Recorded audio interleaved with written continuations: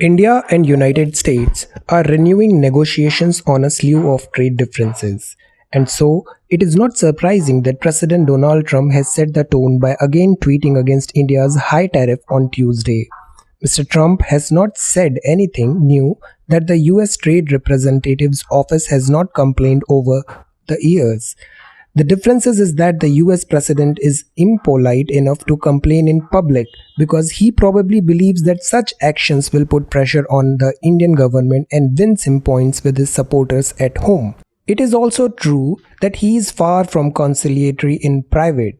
When he and Prime Minister Narendra Modi met at the G20 summit in June in Osaka, the US leader was open to launching a process to find a solution. Tariffs are only part, and arguably the least controversial item, in a menu of trade problems between India and the US. India's imposition of price controls on medical devices, an e-commerce policy slanted against foreign players, and a data localization strategy will be much more difficult to resolve.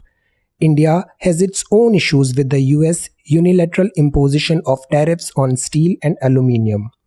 The revocation of special market access rights for developing countries and Mr. Trump's signaling on immigration, most of these issues are par for the course except for data localization.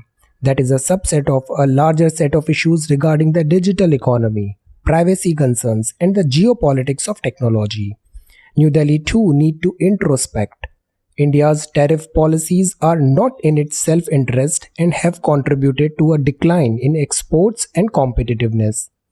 The Narendra Modi government could have nipped the trade dispute with the US in 2018, but instead allowed it to snowball into what it is today.